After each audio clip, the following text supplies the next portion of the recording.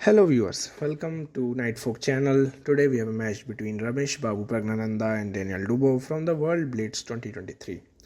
Well, the game has started. Prag is white, Dubov is black. Prag plays his beloved Italian, and Dubov as always plays the bishop e7 system, also known as the Hungarian system. It's a more solid approach rather than the bishop c5 one, and we have moves. We have c3 from white, which creates a luft for the bishop as it intended. Black has played a6 and b5, and bishop has gone to c2. Knight d2 is played. The idea of knight d2 is usually to go knight f1 and knight g3 to move that knight to the king side, where it is more useful. Then it is on the queen side.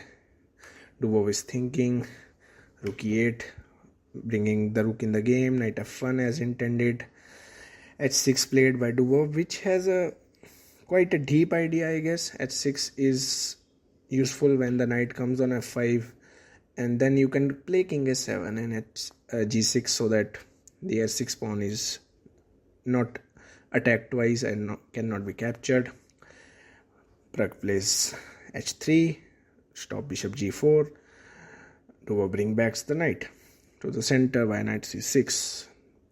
Stopping, kind of giving an eye on d4, but Prag anyways plays d4. Dubov captures, c takes d4, c takes d4. And white has a decent, slightly better position as in the case of all Italians.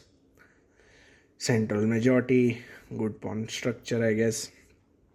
Black has a d6 backward pawn, which he would like to trade, but Dubov goes for the central move of the knight. He takes first on d4 and then plays knight e5, which is a good square for the knight, as it may not be kicked from f4, maybe because it can go to knight d7 and knight c5. So that is a thing.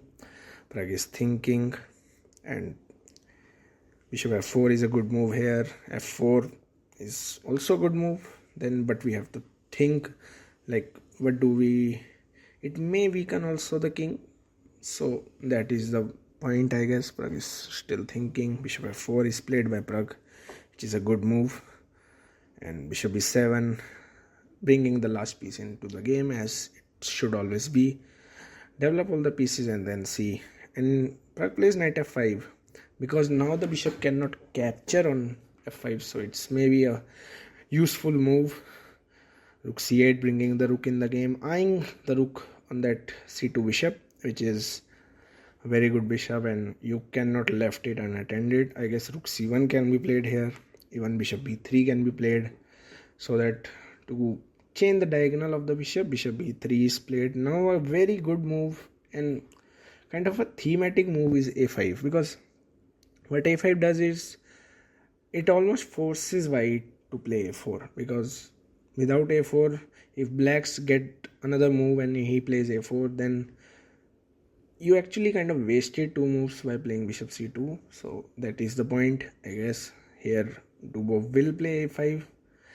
Generally these grandmasters are very good at basic thematic ideas that a chess position generally have, because of they have played the game for so long that they usually do get it. And here it is, Dubov plays a5. Now a4, I think, is generalized a good move and probably only logical move.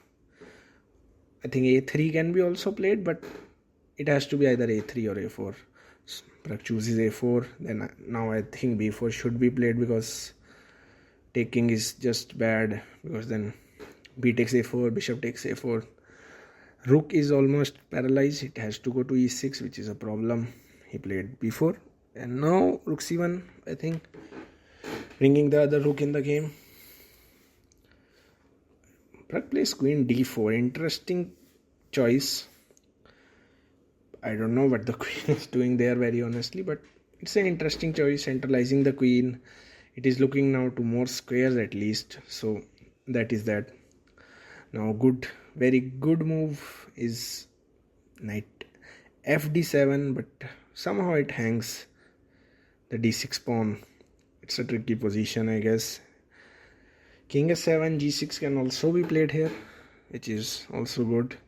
Dubov kind of protects the pawn the other way. He played rook c7, rook d1, and then he played rook d7. Now he protects the pawn. Now the d6 pawn is protected 3 times. It is attacked 3 times, so it cannot be captured now. Now it's onus on Pragg. His position seems good. His pieces are all in place. What to play now? This kind of to create a plan here is actually a tough job because all the pieces seems to be in good square. What can move? The rook on d1 even are very good. Bishop on b3 is very good. Bishop on f4 seems to be fine. Both the knights are very good. What can you play here? One idea can be to go maybe knight f1, f3, knight e3, knight d5. Like the knight on g3 can go to d5, but it takes a lot of time and time is of the essence. Pragg is still thinking, getting all the calculations done. He plays king h1, which is kind of looks like a waste of move. Dubov plays a very intelligent move, I guess. He goes king h7. He's planning to play g6 next. I mean, it's g6 is basically unstoppable, so you have to think what you do. A good idea could be knight e3. f3 is played, just protecting the e4 pawn, cementing. Now actually the bishop on b7 is not doing that much, so it's actually a decent move, probably the best move in the position. Black anyways play g3, knight e3 and bishop g7 as planned. Now I think you have to go knight d5. He plays queen d2. That's a explanation move. Wow. Bishop a6 played, getting a bishop a very good diagonal actually. Now he takes bishop e5. That's a very strange decision. I guess the knight was good there, but I think the bishop was maybe much better. Now only black has the dark square bishops, and the dark squares around the white king is just so weak that this looks like a bad decision. Pragg plays knight d5. Dubov chops it off and Dubov puts the queen on h4. Wow, the queen is now very active. Knight has to be moved. Knight d4, rook c7 and rook g5. It's a good move. f4 now, rook g3, and Pragg blunders with knight f3. The rook can take, the knight, pawn takes, queen takes h3, king g1, and it now Dubov has a brilliant move, which is bishop d4. The idea is to move the queen from the c2 square, like from the second file, so that rook can come to c2. And bishop d4 is basically checkmate if you don't take the bishop, so you have to take, and Dubov finds it as he's such a good tactical player. Bishop d4, queen d4, now rook c2 is just game over. Even I think queen g3 is better. Yeah, he plays it. Queen g3, king h1 and rook c2. I think this is game over. Pragg, I think, will resign anytime because the mate is unstoppable, and he does. Yeah, what a game. What a play by Dubov. He's so good at these tactical situations.